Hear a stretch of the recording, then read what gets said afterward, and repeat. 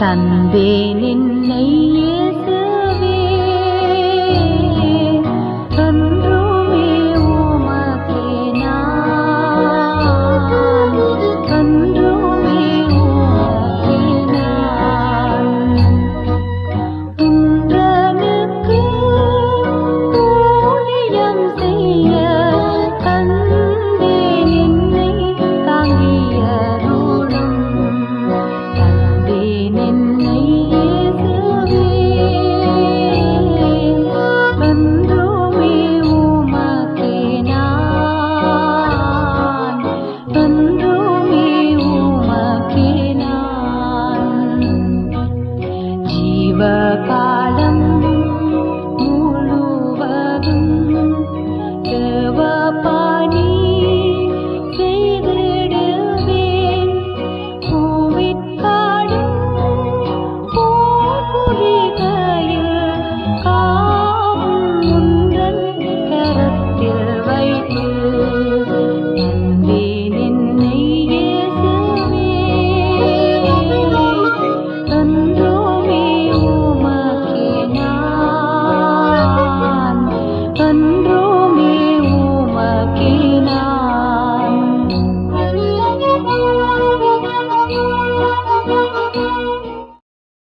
கர்த்தருக்குள் அன்பானவர்களே, அனுதினமும் கிறிஸ்துவுடன் தியான வேளைக்கு உங்களை அன்புடன் அழைக்கிறோம். இன்றைய தியானத்திற்கான வேத வாசிப்பு ஏசாயா 43ஆம் அதிகாரம் வசனங்கள் 1 முதல் 3 வரை, தானியேல் 1ஆம் அதிகாரம் வசனங்கள் 6 முதல் 7 வரை. தியானத்தின் தலைப்பு: பெயர் மாறினாலும் நான் அவர்களுக்கு என் ஆலயத்திலும் என் மதில்களுக்குள்ளும் உத்தம இடத்தையும் கீர்த்தியையும் கொடுப்பேன். ஏசாயா 56ஆம் அதிகாரம் வசனம் 5. இந்த வசனத்தை புதிய மொழிபெயர்ப்பிலே தெளிவாக வாசிக்கலாம். நான் அவர்களுக்கு ஆலயத்திற்குள்ளும் மகன்களினதும் மகள்களினதும் பெயர்களை விட சிறந்த, ஒருபோதும் அழிந்து போகாதிருக்கிற ஒரு நித்திய பெயரையும் அவர்களுக்கு கொடுப்பேன் என்பதே. ஒருபோதும் அழியாத நித்திய பெயர் நமக்கு உண்டு. நட்சத்திரங்களையே பெயரிட்டு அழைக்கிறவர், நீ என்னுடையவன் என்று இஸ்ரவேலை அழைத்தவர் நமது பெயரை மறந்திடுவாரா?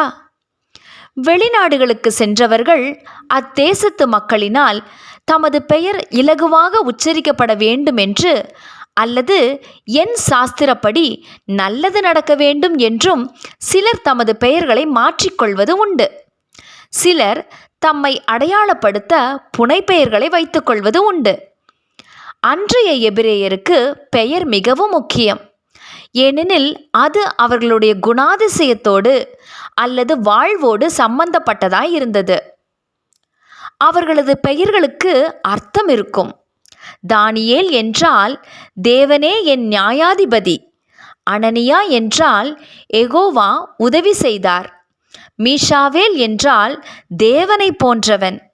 அசரியா என்றால் தேவன் உதவி செய்வார். இப்படியாக இஸ்ரவேலின் தேவனை மகிமைப்படுத்தக்கூடிய அர்த்தம் கொண்ட பெயர்களையே கல்தேயர் மாற்றிவிட்டனர். தானியேலுக்கு பேல் இவன் வாழ்வை பாதுகாரும் என்ற அர்த்தம் கொண்ட பெல்தேஷாத்சார் என்ற பெயர் சூட்டப்பட்டது. இதில் பேல் என்பதற்கு கல்தேயரின் தெய்வமாகும். அனனியாவுக்கு அக்கூரின் கட்டளை என்று அர்த்தம் கொள்ளும் சாத்ராக் என்ற பெயர் சூட்டப்பட்டது. இதில் அக்கூர் என்பது சந்திரன் தெய்வமாகும். மீஷாவேலுக்கு கடவுளை போன்றவன் என்ற அர்த்தம் கொண்ட மேஷாக் என்ற பெயர் சூட்டப்பட்டது. அசரியாவுக்கு நோகோவன் அடிமை என்ற அர்த்தம் கொண்ட ஆபேத் நேகோ என்ற பெயர் சூட்டப்பட்டது. இது கல்தேயரின் கற்றலின் தெய்வமாகும். இப்படியாக இஸ்ரவேலின் தேவனை அவமதிக்கும் பெயர்கள் அவர்களுக்கு சூட்டப்பட்டன. இந்த 4 பேரும் கல்தேய தெய்வங்களுக்குரியவர்கள் என்ற அர்த்தத்தில் பெயர் மாற்றப்பட்டன. இவ்வாறு பெயர் மாற்றப்பட்டதால் தேவன் அவர்களை எந்த பெயரினால் அறிந்திருந்தாரோ அந்த பெயர் மாறியதா? அவரில் அவர்கள் வைத்திருந்த பக்தி மாறியதா? தேவ பிள்ளையே, உலகம் எந்த பெயரிலாவது நம்மை அழைக்கட்டும், நம்மை அழைத்தவர் என்றும் அழியாத நாமத்தையே நமக்கு தந்திருக்கிறார். உலகம் எதையெல்லாம் தம் வாழ்வில் மாற்றினாலும் மாறாத தேவன் நமக்களித்த மாறா கிருபையை யார் மாற்றக்கூடும்? ஜெபம் செய்வோமா?